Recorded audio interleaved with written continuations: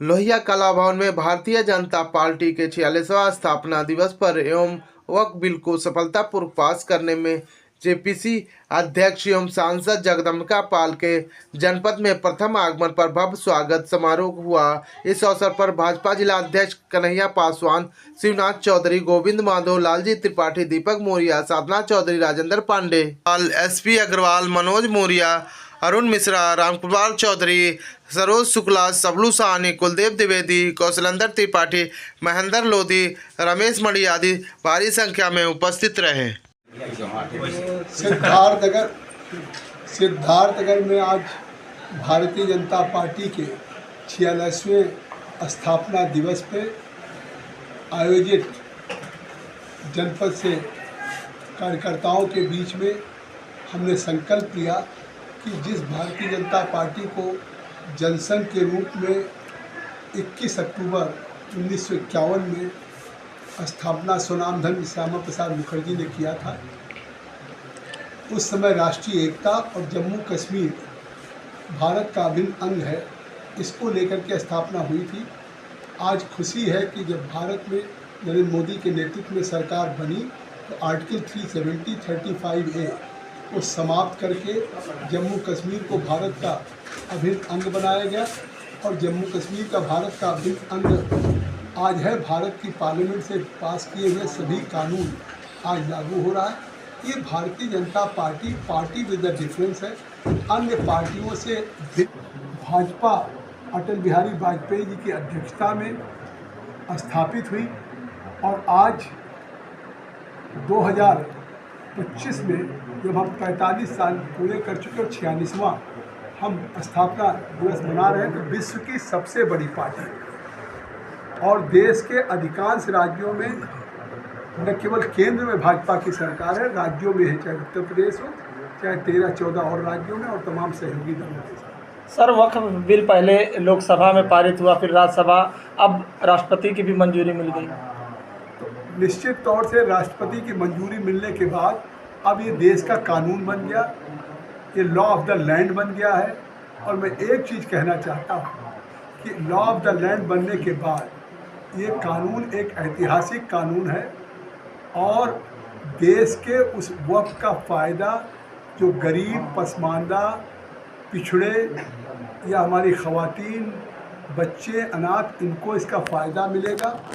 और जिस तरीके से विपक्ष कह रहा है और जिस तरीके से अनकॉन्स्टिट्यूशनल, मैं कहना चाहता हूँ कि राहुल गांधी नेता प्रतिपक्ष है, एक तरफ देश के मुसलमानों के हमदर्दी की बात करते हैं और उन देश के मुसलमानों के लिए वक्फ बिल पे एक आवाज़ नहीं उठाए, बाहर कहते हैं असंवैधानिक है।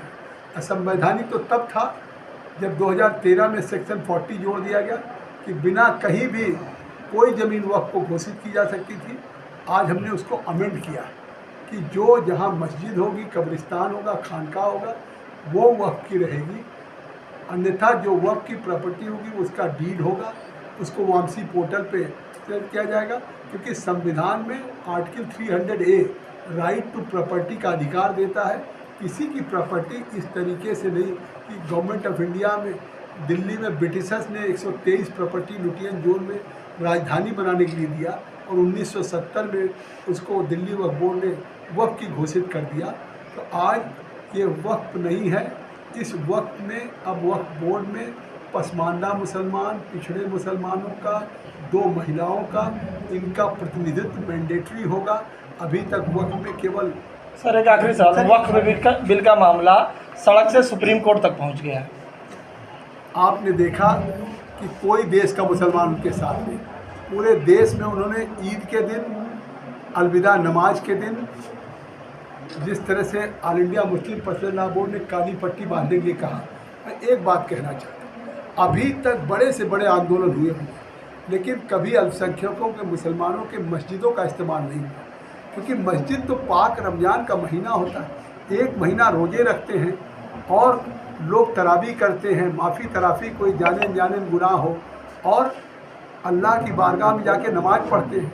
तो आप उनको काली पट्टी से भेज देते हैं। तो पट्टी लगा के कहीं कोई अगर मस्जिद में जाएगा तो इसका मतलब अल्लाह के खिलाफ आप उनको भेज रहे थे, क्योंकि ये तो मैनेजमेंट के खिलाफ प्रोटेस्ट करने का एक तरीका होता है।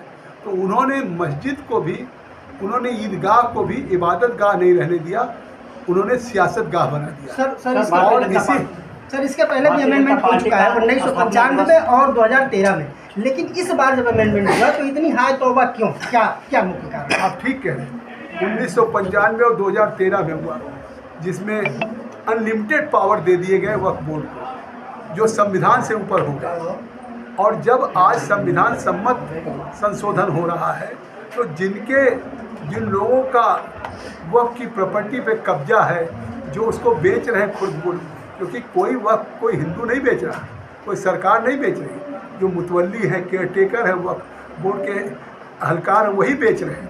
तो वही लोग आंदोलन कराने की कोशिश। मैं कह रहा हूँ कि आज वेस्ट बंगाल में आज भगवान राम का जन्म है, चैत्र माह में नवमी को जन्म हुआ था, पारंपरिक जुलूस हमेशा निकलता है, उस पर प्रतिबंध लगा दिया ममता बनर्जी की सरकार ने। इसका मतलब है ममता बनर्जी कांग्रेस समाजवादी मुसलमान को वोट बैंक समझती है और वो तुष्टीकरण की पराकाष्ठा। आज तो हाई कोर्ट ने अनुमति दिया है, तब वेस्ट बंगाल में हमारी भगवान राम की शोभा यात्रा निकल रही है। तो आज अगर ये कांग्रेस पार्टी या सपा ममता इस तरह के तुष्टीकरण कर रहे हैं, मनमोहन सिंह जी कहते हैं अल्पसंख्यकों का पहला हक बनता है, तो ये राइट टू इक्वलिटी के खिलाफ है।